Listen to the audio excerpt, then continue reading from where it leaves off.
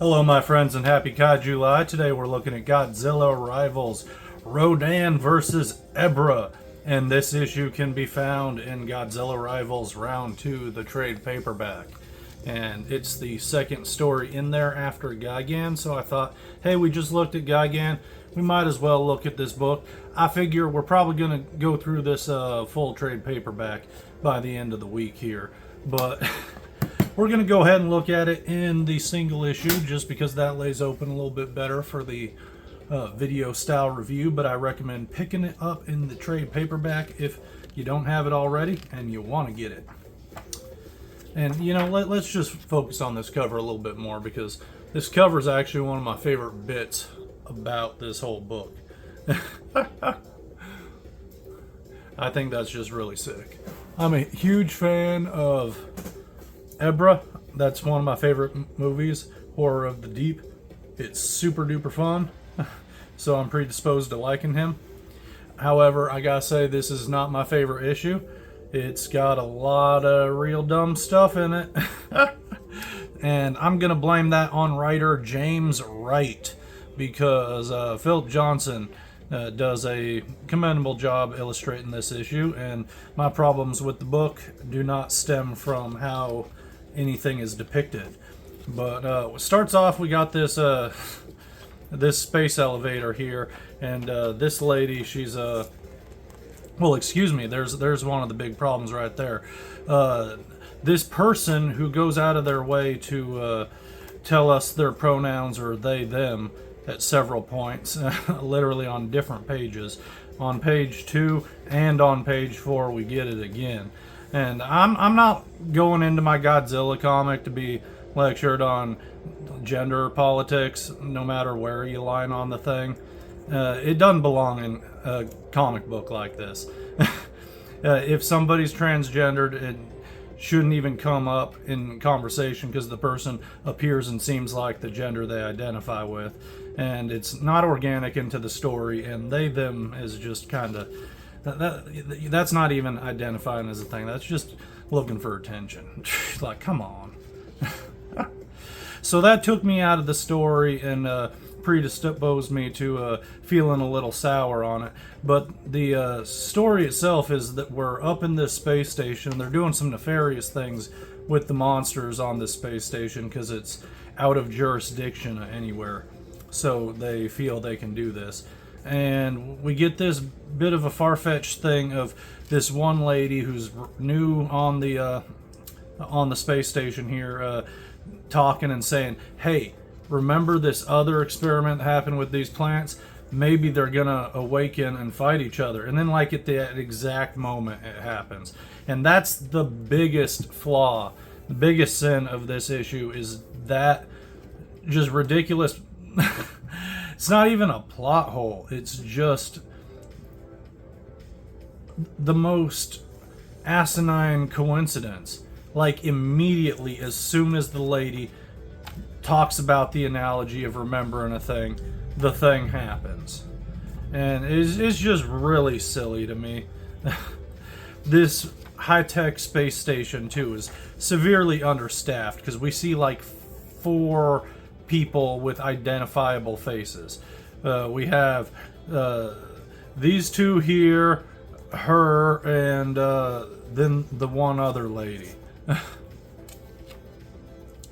And then we only just see people randomly running in the background every now and again, like an extra silhouette or something. So I don't know, I felt like the whole space station aspect of this was really underutilized. It could have been done a lot cooler. They could have done some really neat stuff with it. I like the overall concept of doing some monster experiments in outer space. That's pretty fun.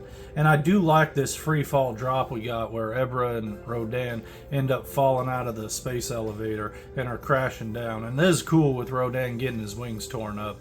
Adds a bit of agency to the fight. You know, makes it feel more impactful. You're not quite as worried about a flying character in a free fall, but with his wings chopped up like that. And I love my boy Ebirah here because he's really going at it. He shows that he's no joke, and I like that.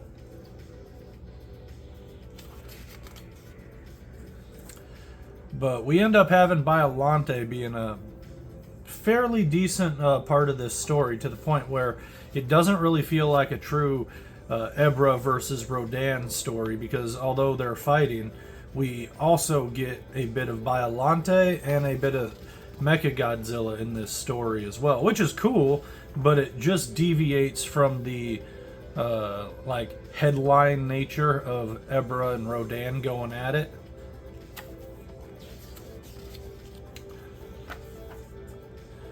But I do dig this Space Godzilla, or not, excuse me, this Mechagodzilla reveal. Too many Godzilla adjacent characters, right? But this is really cool. I love how the guy just gets the call. He goes to set the thing up, and we see the building opening up. This is so cool, and we just see him pop on out, and then boom! Like, that's pretty kick-ass. Like, no lie, that's righteous.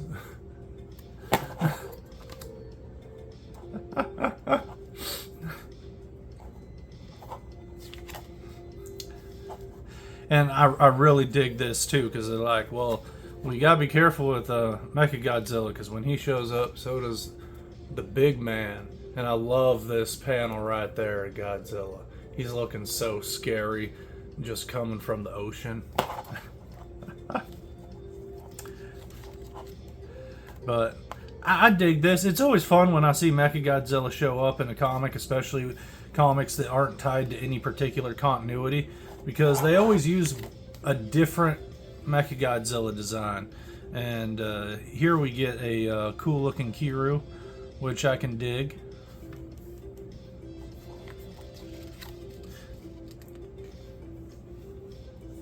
But I love this at the end where Ebirah, he's just like, oh hell no, after the landing. Like he just bolts off of this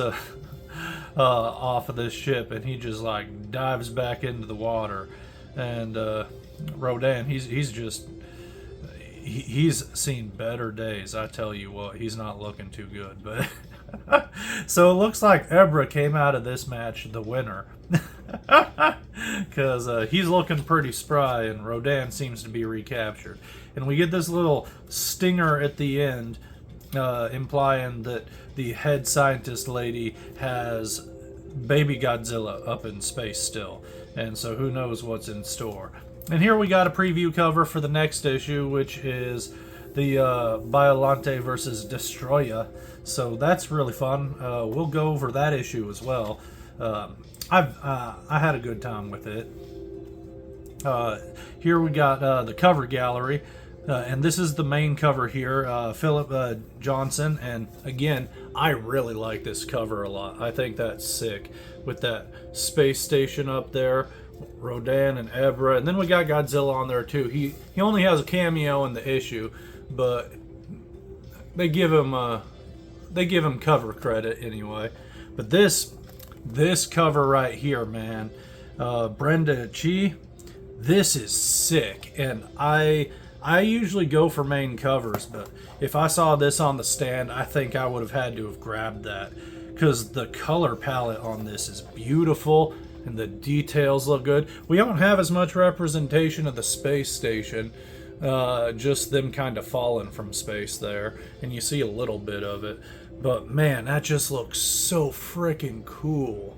And I like that Mechagodzilla's on there too, since he shows up in the comic. But again, it's funny because the Mechagodzilla we're looking at there is the Super Mechagodzilla from the 90s Heisei Mechagodzilla film. So not even the one that appears in the comic. That's interesting. That's probably my favorite design, even though Kiryu is probably the most awesome. But man, I love the classic one too, the evil space alien. Yeah, see, I love them all. They're all so good.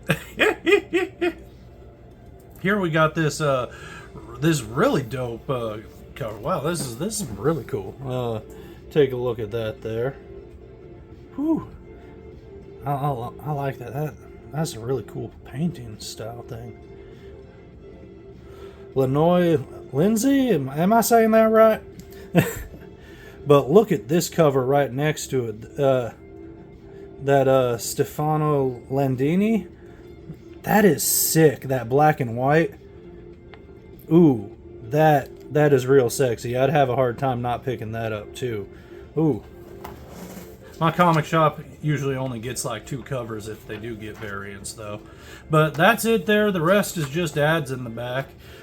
And of course, the very end is a page advertising Godzilla collections here. But man, I had a pretty good time with this issue. The one thing at the beginning of it kind of soured me against it just because it made me kind of roll my eyes. It's like, time and place, fellas. Not my Godzilla comic, but you know what? It didn't impact the comic too much. It just felt a little silly. Overall, I had a pretty good time with it, but not my favorite comic that's in the trade paperback. I would actually say it's probably my least favorite comic of the 4 that are contained in here. The Biollante one is pretty cool, the Biollante versus Destroya. And so we're going to look at that next, because I thought that was a lot of fun too.